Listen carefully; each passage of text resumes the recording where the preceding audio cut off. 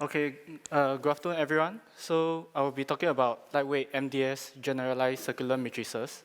So this is a joint work with Mei Chen Liu from Chinese Academy of Science. So first, I will give an introduction of what is MDS circular matrix and the challenges that we face when we try to do exhaustive search on circular matrices. Next, I will talk about the two techniques that we use to deal with this problem, how we reduce the search space.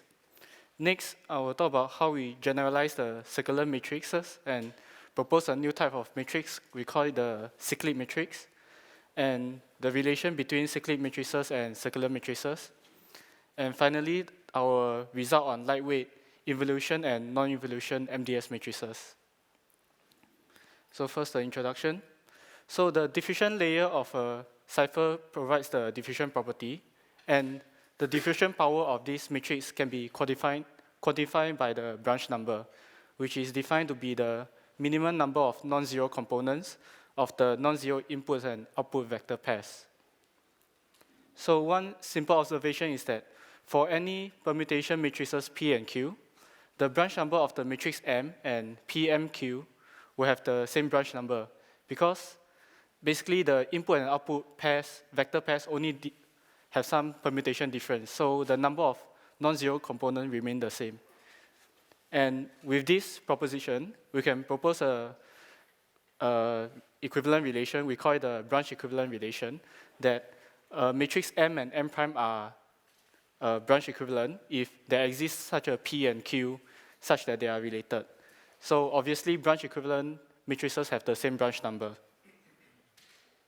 And for K by K matrix, we know that the largest possible branch number is K plus 1, and matrices that attain this bound are known as the MDS matrices. So a typical example would be the AES diffusion matrix, which is MDS and has a branch number 5. And as you can see, the AES diffusion matrix is rather simple, and this structure we call it the circular matrix. So more formally, a circular matrix is a square matrix where each subsequent row is a right rotation of the previous row. So as you can see with the previous one, 2, 3, 1, 1. So the next row will be a right rotation to have 1, 2, 3, and 1. And because of this structure, we can define the circular matrix by its first row. So what are the challenges that we face? If we want to do exhaustive search for MDS circular matrices, there are mainly two main challenges. First is that given a multi-set of entries, there are up to k factorial ways to permute the entries, and we have to check every single one of them, whether if they are MDS. And in general, checking MDS is rather expensive, so we try to reduce the number of matrices that we want to check.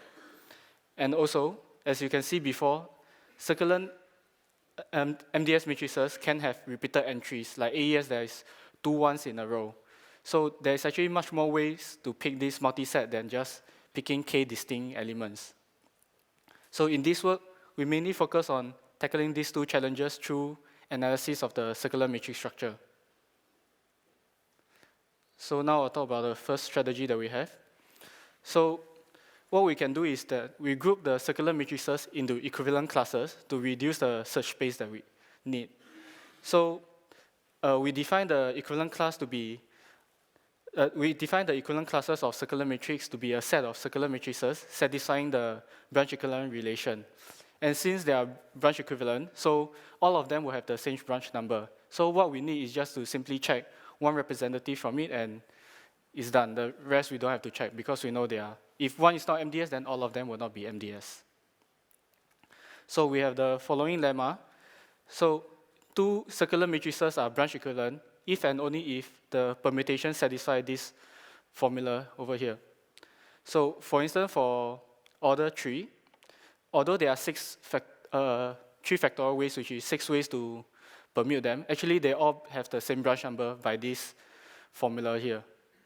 And as you can see for order 8, the number of matrices we have to check actually decreases significantly.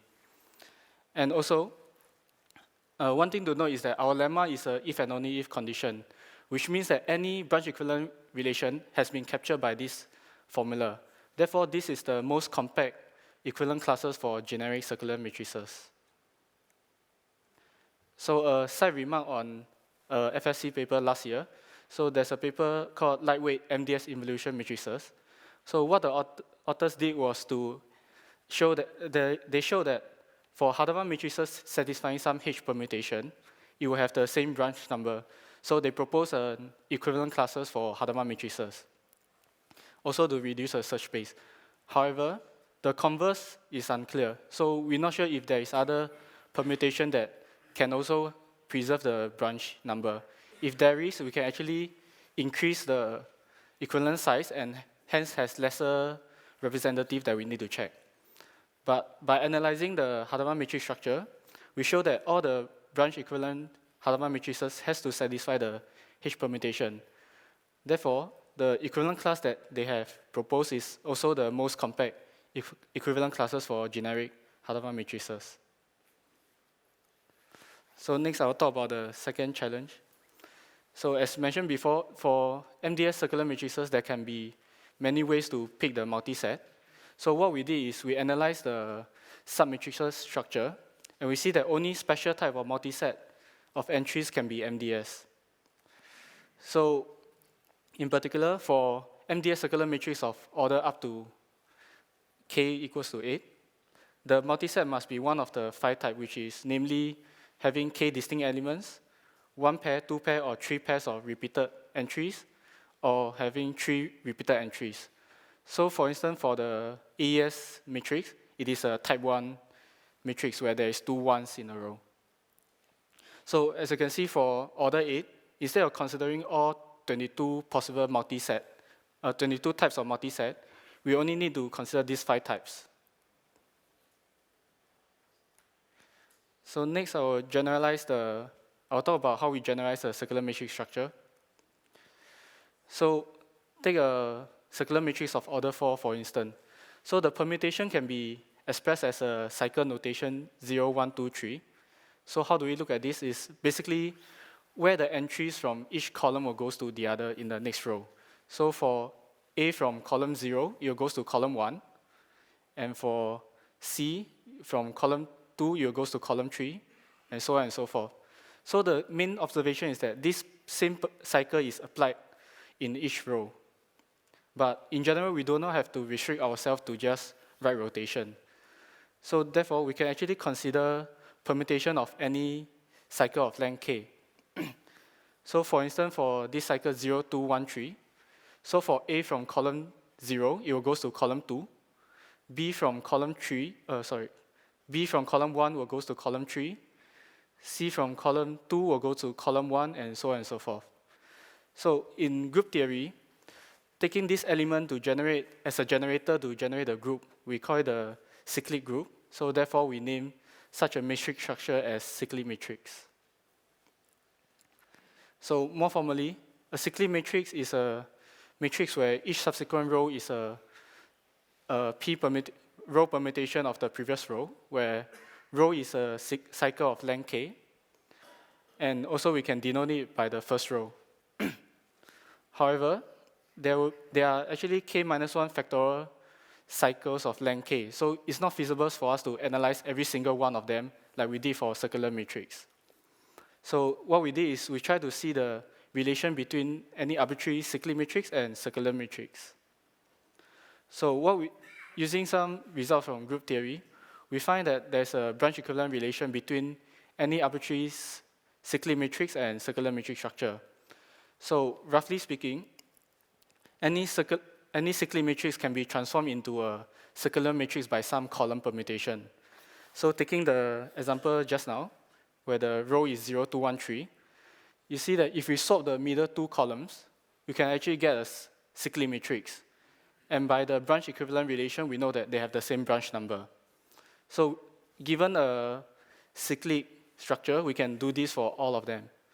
So therefore, we have this theorem that given any arbitrary cyclic matrix structure, there is a bijection between the cyclic matrices and the circular matrices satisfying this branch equivalent relation.